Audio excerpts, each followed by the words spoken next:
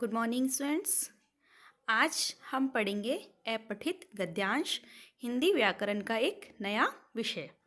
तो बेटा अपठित गद्यांश अपने नाम से ही पता चल रहा है कि वह गद्य खंड जो पहले कभी पढ़ा नहीं होता। मतलब ऐसा गद्यांश, ऐसा गद्य जो पहले हमने कभी पढ़ा नहीं, उसे हम कहते हैं अपठित गद्यांश।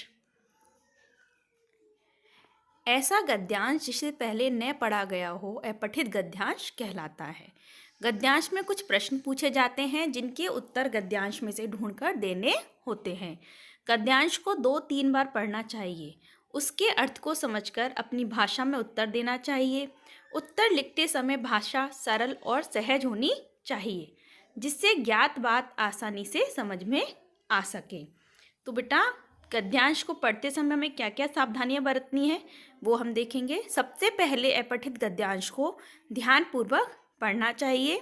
उसकी प्रमुख बातों को लिख लेना चाहिए। उनके भाव या अर्थ को समझना चाहिए कि वो गद्यांश क्या कह रहा है। गद्यांश में से ही उत्तर देने का प्रयास करना चाहिए। अपनी ओर से कुछ बड़ा चढ़ाकर उत्तर नहीं देना चाहिए। जैसे एक एग्जाम्पल देखते हैं। मोर एक सुंदर पक्षी है, इसे पक्षियों का राजा भी कहते हैं, इसलिए भारत सरकार ने मोर को राष्ट्रीय पक्षी ही माना है। मोर का शरीर दूसरे पक्षियों से भारी होता है, इसलिए वह आकाश में ऊंचा नहीं उड़ सकता। मोर की गर्दन लंबी होती है और आंखें छोटी छोटी होती हैं।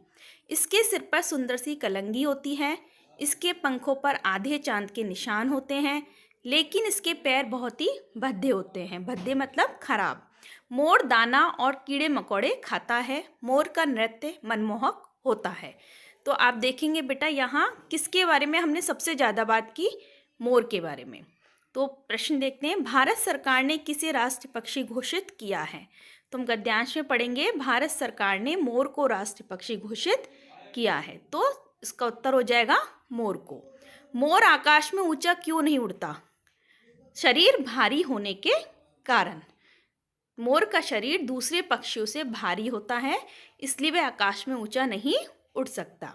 मोर क्या क्या खाता है? दाना और कीड़े मकोड़े। पक्षी शब्द के 2 पर्यायवाची शब्द लिखिए।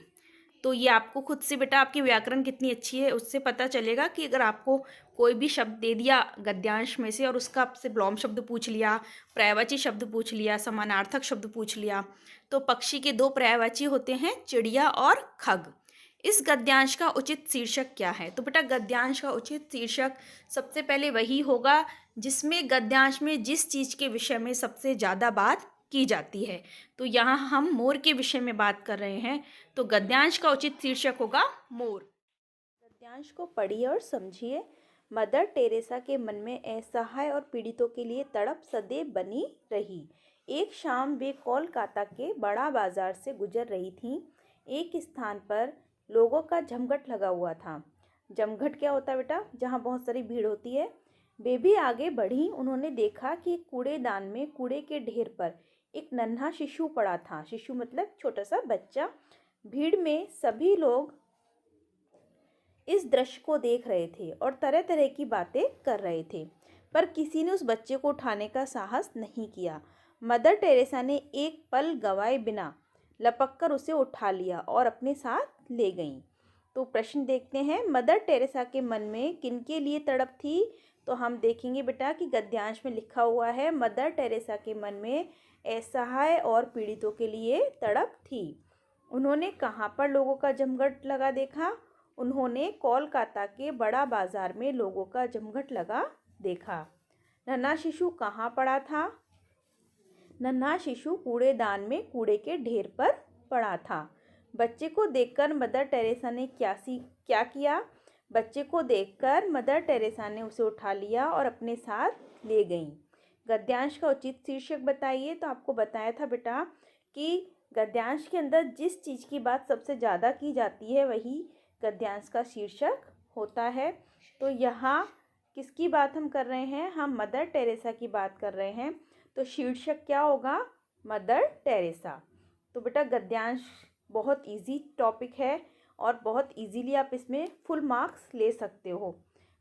बस थोड़ी सी बातों का हमें ध्यान रखना है कि गद्यांश को हमें 2-3 बार उसे अच्छे से रीड करना है। उसमें जो भी कठिन शब्द आते हैं उनका अर्थ हमें समझना है और गद्यांश को पढ़कर ही प्रश्नों के उत्तर देने हैं। अब हम हमारा एक नया विषय पढ़ेंगे हमारी अगली वीडियो में। Okay, thank you.